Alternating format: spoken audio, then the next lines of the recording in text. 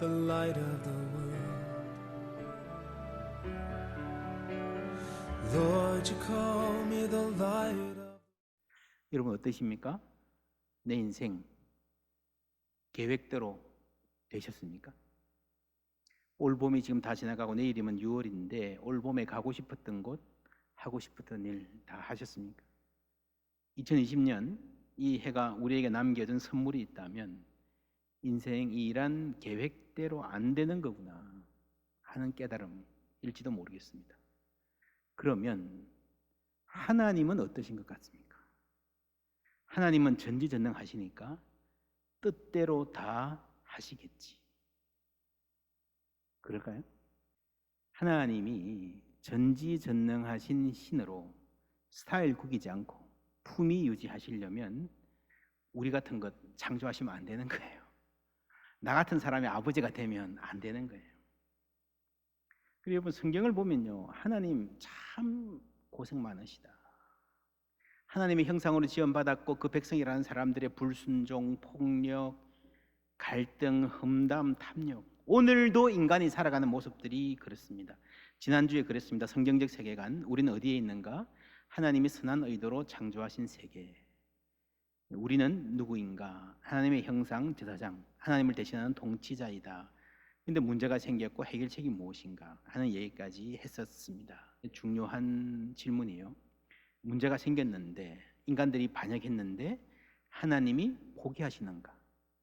창조가 선한 것은 하나님이 선한 의도로 창조하셨기 때문이라 그랬는데 그 선한 의도를 인간의 반역과 실패 때문에 하나님이 포기하시는가 하는 질문입니다.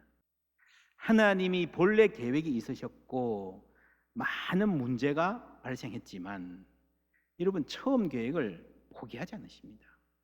그 계획이 뭔가? 하나님이 천지를 창조하시고요, 보시기에 좋았더라 그랬는데 여러분 좋았다 하는 거하고요 완벽했다는 거가 같아요, 달라요?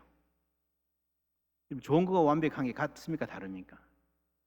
예, 영어로 nothing to be desired, 더 이상 바랄 게 없다, 더 이상 손댈 게 없다. 너무 완벽해서 손대는 순간 흐트러진다, 그 완벽이. 예를 들면 천지 창조가 어떤 미술의 대가가 작품을 들고 이렇게 그림을 그렸어요.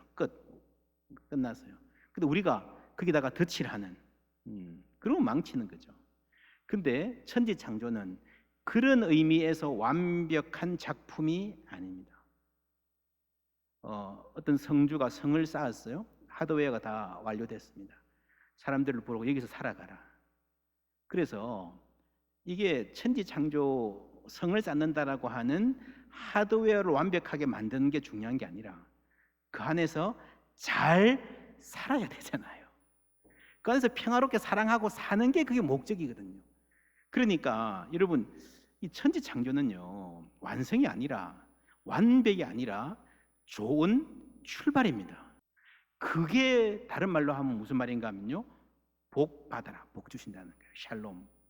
인간들에게 생육하고 번성하고 땅에 충만하라, 이 땅을 다스리라 하는 말은 그 안에서 함께 잘 사는, 모든 우주, 인간과 우주 만물이 함께 조화롭게 잘 사는 샬롬을 만들어가고 그 샬롬과 사랑을 통해서 하나님의 성품을 본받아 가고 하나님께 영광을 돌리라. 이걸 다른 말로 하면 이 우주 전체가 인간을 중심으로, 인간이 컨덕트, 지휘자가 되어서 혹은 제사장이 되어서 하나님의 성전으로 기능해야 된다 하는 것이 창조의 목적입니다. 창조는 완성이 아니고 출발입니다.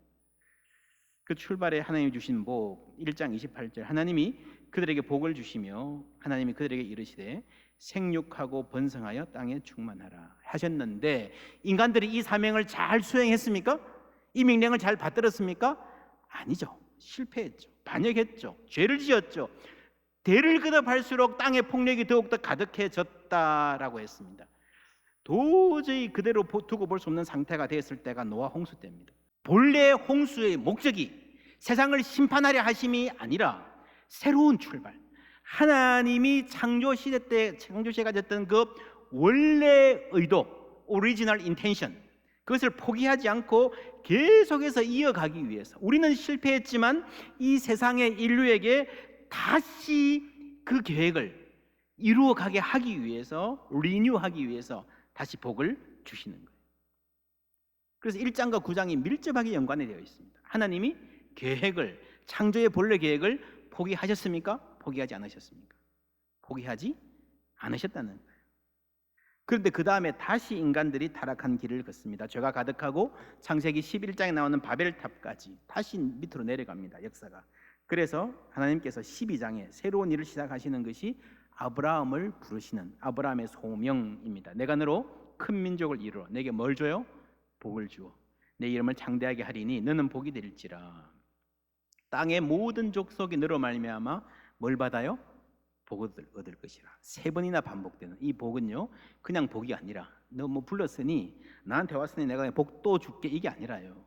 이 복은 창조의 계획을 태초에 처음 인간에게 주셨던 그 복, 노아에게 다시 새롭게 하셨던 그 복을, 그 창조의 원래의 계획을 포기하지 않으시고 아브라함을 택해서 아브라함과 그 자손을 통해서 이루어 가시겠다는 하나님의 의도를 말씀하시는 거예요.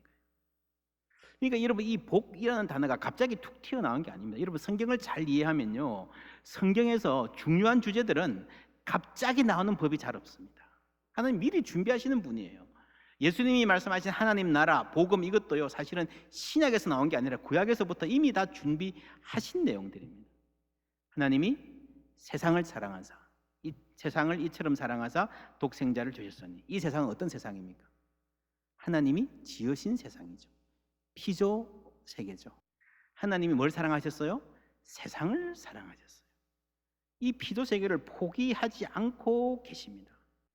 우리가 예수를 개인적으로 믿고 영접하고 우리가 죽어도, 우리가 죽는 그 순간에 여러분, 하나님께서 우리를 하늘나라로 영접해 주시고 그 품에 안아 주실 줄 믿습니다. 근데 그거는요, 나는 어떻게 되는가, 나 중심의 복음이에요. 정말 하나님이 성경을 통해서 하시고 싶은 말씀은요, 이 세계는 어떻게 되는가, 피조 세계 전체의 미래에 대해서 하나님이 말씀하시는 거예요. 그래서 그 원대한 큰 이야기는 하나님이 우리와 함께 하셔서 본래 창조되었던 하나님의 창조 세계를 어떻게 회복시키시는 거예요. 그 원래 계획을 함께 이끌고 가시는 겁니다. 온 세상을 구원하시는 하나님의 계획. 하나님이 세상을 이처럼 사랑하사 독생자를 주셨으니, 주어가 누굽니까? 하나님이죠. 하나님이 주어예요. 내가 너로 복을 주겠다, 내가 너로 많은 민족의 아버지가 되게 하겠다. 주어가 누굽니까? 하나님이에요. 하나님, 사람이 아닙니다.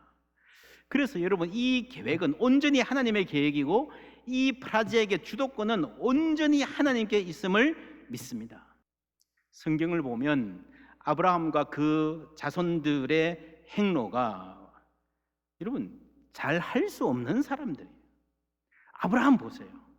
믿음의 조상이라고 불렀지만, 멋있을 때도 있지만요, 얼마나 비겁하고 거짓말하고 속이고 아내를 앞에 내고 뒤에 숨고요, 가족 내에 심각한 갈등이 있을 때에 모른 채 내버려 두고요, 무책임하죠.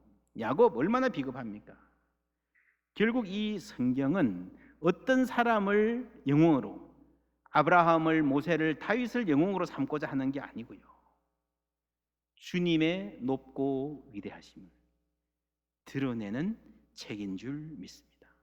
하나님이 하시는 거예요. 하나님의 계획이 영원히 있을 것임을 말씀하는 거예요. 여러분, 아브라함은 수단입니까? 목적입니까? 수단이라 그랬죠. 그러면 오늘날의 교회는 수단입니까? 목적입니까? 아브라함과 똑같습니다. 우리를 통하여, 교회 자체가 목적이 끝나는 지점이 아니고요, 교회를 통하여 하나님이 이루고자 원하시는 일을 알아야 되는 것입니다. 그래서 아브라함 일을 자세히 들여다보면요, 교회가 뭔지 선교가 뭔지를 알 수 있습니다.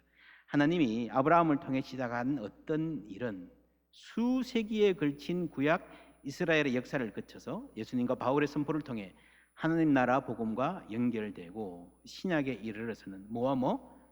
교회와 선교를 규정한 후에 마침내 새 창조, 요한계시록까지 해서 온전히 성취됨으로써 마무리될 것입니다. 다시 말씀드리면요, 이 작은 복음, 내가 예수 믿고 하나님 자녀가 되어서 천국 간다, 이 작은 복음도 중요한데요, 이 작은 복음의 관점에서 우리는 아브라함을 보고요, 구원의 모델로 구원을 배웁니다. 로마서 4장에 나오는 아브라함이 하나님을 믿으니 이를 그의 의로 여기셨도다. 이신칭이죠. 아주 중요한 복음의 내용입니다. 이거 놓치면 안 되는데, 근데 이것이 성경 전체의 중심이라고 못 박으면 안 됩니다. 이것보다 더 중요한 중심들이 있어요. 그 중에 하나가 하나님의 부르심이에요. 여러분, 이신칭의는요, 내가 주어예요. 아브라함이 믿으니, 내가 믿으니, 하나님이 오케이 해줬다. 자꾸 내 중심으로 갈 수 있는 위험성이 있습니다. 근데 그것보다 훨씬 더 중요한 거는요, 하나님의 부르심이에요. 부르심, 소명. 주어가 누굽니까? 하나님이 아브라함을 부르셨다. 믿음이라는 게 중요하지만, 여러분, 하나님이 아브라함을 부르셔가지고 아브라함을 한 걸음 한 걸음 이끌고 가는 어떤 대목에서 아브라함이 믿게 된 거지, 아브라함 스스로가 믿는다고 나선 게 아니잖아요. 하나님의 부르심이 없었으면 그거 아무 소용없는 겁니다. 여러분, 우리가 나의 믿음보다 하나님의 부르심에 먼저 초점을 맞추면요, 큰 그림을 보는 것이 가능합니다. 하나님이 시작하신 거예요. 하나님이 이끌어갈 일인 줄 믿습니다. 왜 부르셨나? 나 혼자 잘 먹고 잘 살라고 부르신 거 아니죠. 우리만 멸망을 피해서 천국으로 피신갈 준비를 하라고 부르신 것 아니죠. 새하늘과 새 땅이 온 우주 만물을 회복하시는 그 크신 계획 가운데에 우리를 부르신 겁니다. 이 계획 안에 교회도 있고 선교도 있습니다. 그래서 우리는 아브라함의 이야기에서 구원을 배우는, 개인의 구원의 모델을 발견할 뿐 아니라 교회와 선교를 배울 수 있습니다. 너를 통하여, 너희 자손을 통하여 모든 민족이 복을 받을 것이다. 이게 선교고요, 이걸 해나가는 게 교회예요. 여러분, 교회는, 아브라함은 수단이면서 1차적인 목적입니다. 무슨 말인가 하면은 세상에 복이 되라고 하는 우리가 먼저 복을 받아야 돼요. 그렇죠? 우리가 먼저 잘 살아야 돼요. 우리가 잘 사는 게 하나님의 뜻이고 하나님의 소원이에요. 근데 중요한 거는 뭐가 잘 사는 건가? 지난주에 여러분, 인간의 전적 타락 기억나십니까? 인간의 모든 부분이 다 타락해서 선한 것이 요만큼도 안 남았다는 말이 아니고, 인간 삶의 모든 영역이 타락했다는 겁니다. 육체적, 지적, 영적, 사회적. 그 중에 이 사회적 관계의 파괴가 특별히 심각하다. 아담과 하와가 싸우고, 가인이 아벨을 죽이고, 이삭과 이스마엘이 갈등하고 쫓겨나고 가정이 깨어지고, 에서와 야곱도 그랬고, 그 아들에 내려가면 야곱이 그런 갈등을 거치면서요, 이 12아들은 좀 이렇게 화해, 조금 이렇게 잘 살아보려고, 잘 교육해 보려고 얼마나 노력했겠어요. 구덩이에 던지고 노예로 팔아먹고요, 엄청난 이 관계의 고통들이 있습니다. 그런데 그런 인간의 반역과 불순종만, 싸움만 있는 게 아니라 그 중에 하나님이 일하시는 게 있는 거예요. 예를 들면 야곱이 형과 원수가 되었다가 인생의 어느 순간에 이제 형의 칼날 앞에 꼼짝없이 죽는구나 했는데 형이 와서 어떻게 해요? 안아주잖아요. 그때 야곱이 뭐라 그럽니까? 내가 형님의 얼굴을 배우니 뭐를? 하나님의 얼굴을 본 것 같습니다. 이거는요, 그냥 하는 말이 아니라 창세기 1장에 우리가 우리의 형상대로 우리의 모양을 따라 사람을 만들고 할 때의 그 하나님의 형상입니다. 서로 사랑할 때에, 화해할 때에 우리 하나님의 얼굴이 드러난다는 겁니다. 인간이 서로 싸우고 죽이고 미워하고 갈등한 그 역사, 하나님의 아름다운 창조 안에 이렇게밖에 살지 못했으나 하나님이 포기하지 않으시고 어떻게 했습니까? 하나님은 그것을 선으로 바꾸사. 할렐루야. 하나님은 그 악을 선으로 바꾸셔서 끊임없이 일하고 계신 것입니다. 오늘과 같이 누구의 생명을? 우리 가족의 생명을 보호하게 하셨답니까? 아니죠. 누구의? 많은 백성의 생명을 구원하게 하려 하셨다. 그렇죠. 아브라함에게 주신 약속, 너로 말미암아, 너의 자손들로 말미암아 세계 만민이 복을 받을 것이다. 그 약속이 이루어져 가고 있는 거예요. 요셉의 삶을 보면, 아브라함 자손들의 삶을 보면요, 선교가 뭔지 선명하게 드러납니다. 창세기 39장, 요셉이 이끌려 애굽에 내려가매 바로의 신하 친위대장 애굽 사람 보디발이 그를 그리로 데려간 이스마엘 사람의 손에서 요셉을 산이라. 여호와께서 요셉과 함께 하심으로 그가 형통한 자가 되어 그의 주인 애굽 사람의 집에 있으니, 그의 주인이 여호와께서 그와 함께 하심을 뭐예요? 보며. 또 여호와께서 그의 범사에 형통하게 하심을 뭐더라? 보았더라. 요게 2절의 핵심이에요. 보는 것. 누가 봅니까? 하나님을 아는 사람이 봅니까? 모르는 사람이 봅니까? 이방인이 보는 거예요. 요셉의 삶을 통해서 하나님을 보여주는 거예요. 요셉이 하나님의 형상, 약속의 백성으로서의 사명을 감당하는 거예요. 그래서 여러분 이거는요, 이 요셉이 형통했다 이게 중심이 아니라 오히려 목적이 선교. 하나님을 모르는 사람이 요셉에게서 하나님을 보는 것이 핵심이에요. 여러분 이런 사명을 수행하기 위해서 그러니까 내가 잘 돼야 돼. 학교도 꼭 좋은 데 가고 뭐 사업도 잘 되고 그래야 이런 사명을 수행할 수 있을 거야. 맞아요, 틀려요? 지금 요셉은 노예잖아요. 보디발은 주인이잖아요. 주인이 아주 비참한 상태에 있는 노예의 삶을 보고도 하나님이 함께 하심을 알 수 있다는 거예요. 이 이후에 여러분 요셉의 삶은 더 망가집니다. 어디로 갑니까? 감옥으로 가죠. 근데 감옥 가도 똑같은 일이 일어나요. 그 간수와 모든 사람들이 요셉을 보고 하나님이 함께 하시는구나 하는 것을 알게 되는 거예요. 그 삶이 선교입니다. 요셉이 보디발의 집에 있을 때에 보디발의 집이 요셉 때문에 복을 받고요. 사람들이 알아요. 요셉 때문이다. 감옥에 가니 감옥도 복을 받습니다. 이게 너를 통하여 많은 사람들이 복을 받을 것이다 하는 아브라함에게 주신 약속이 그대로 이루어지고 있는 거예요. 요셉은 고생하고 있지만 야곱도 마찬가지예요. 야곱이 라반의 집에, 삼촌의 집에 가가지고 정말 죽으라 고생하잖아요. 죽으라 고생을 하는 거하고는 별개로요, 야곱이 거기 가 있으니까 라반의 집이 복을 받아요. 라반이 그걸 알아요. 그래서 야곱을 붙들려고 합니다. 아브라함도 그랬어요. 가는 곳마다 당신이 복 있는 사람이라는 걸 우리가 알겠습니다. 우리와 함께 있어 주세요. 땅은 얼마든지 내어드리겠습니다. 그랬잖아요. 이 요셉이 총리가 되니까 온 이집트가 그리고 그 주위의 많은 나라 백성들이 함께 복을 받는 거예요. 이 사건의 중심에 요셉 가족이 있고 요셉 가족이 관심의 대상이 되어 있습니다. 여러분, 젊은 히브리 노예가 죄수가 갑자기 총리가 되었을 때의 그 스토리가 이집트에서 얼마나 센세이션을 했겠습니까? 노예로 팔려왔다. 왜 팔려왔대? 형들이 팔았대. 그 형들이 왔어요. 어떤 사람인가 보자. 지금 혼낼 것 같은데? 아니야, 혼났네. 아버지가 살아계셔서 그런가? 아버지가 돌아가셨어요. 이제는 피바람이 불 것이다. 신문들이 막 이렇게 예측 기사도 내놓겠죠. 그런데 그 긴장된 순간에 벌벌 떨고 있는 형들에게 요셉이 말합니다. 내가 형님들의 자녀를 다 기르겠습니다. 용서하고 화해하고 하나님 앞에서 함께 가족으로 살아가십시다.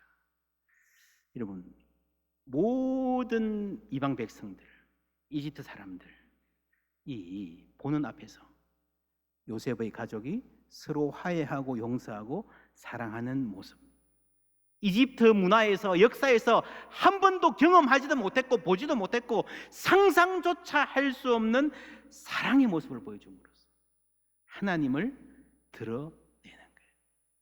여러분, 그게 선교입니다. 그게 선교적 교회의 기초는 서로 사랑하는 공동체입니다.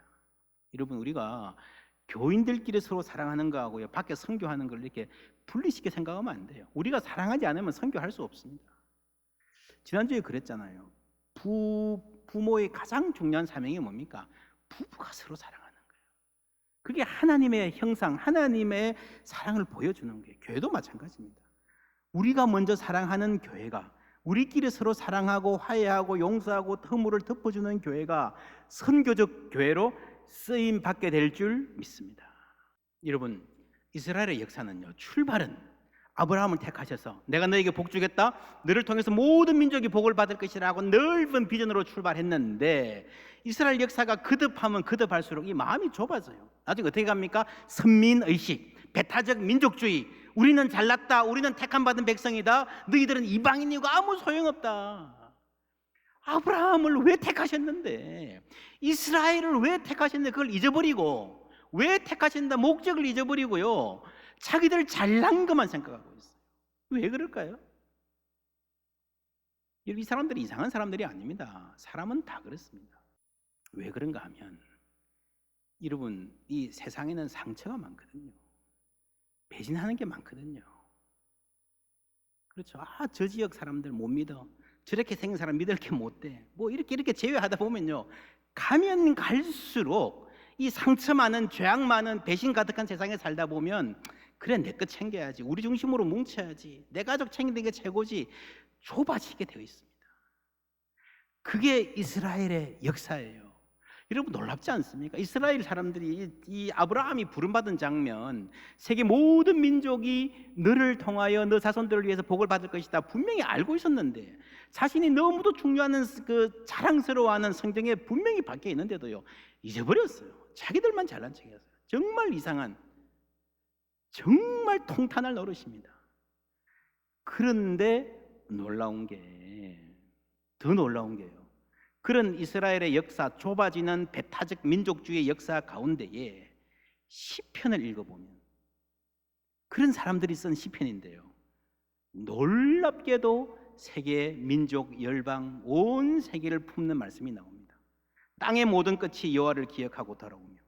여러분, 놀랍지 않습니까? 땅 끝까지 복음을 전하라. 이게 신학에 와서 갑자기 튀어나온 게 아니에요. 그렇지 않습니까? 어디 나옵니까? 시편에 나와요. 시편에.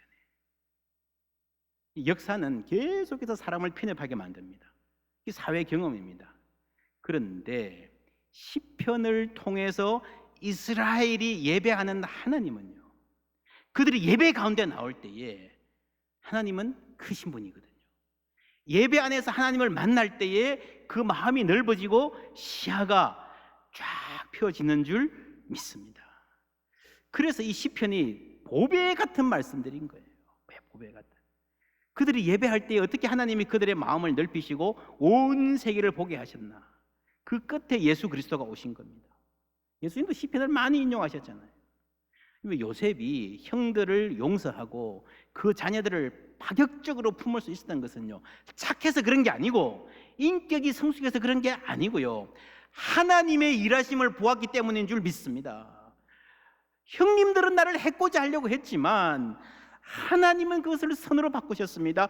나는 하나님께 초점 맞추고 살겠습니다. 그게 예배예요. 주님의 높고 위대하심을 우리가 찬양하면서 우리도 큰 사람이 되어가는 줄 믿습니다. 우리 교회는 다른 무엇보다 주님의 높고 위대하심을 예배하는 교회, 예배 가운데 하나님을 만나고 예배를 통해서 너는 복이 될지라. 너희 교회를 통해서, 너희 삶과 자손을 통해서 내가 많은 사람들에게 복을 주겠다, 이 약속을 성취해가는 복된 교회 되기를 주님의 이름으로 축원합니다. 생명의 말씀으로 나를 채우사 주의 길 예비케 하소서. 성령의 능력으로 기름 부으사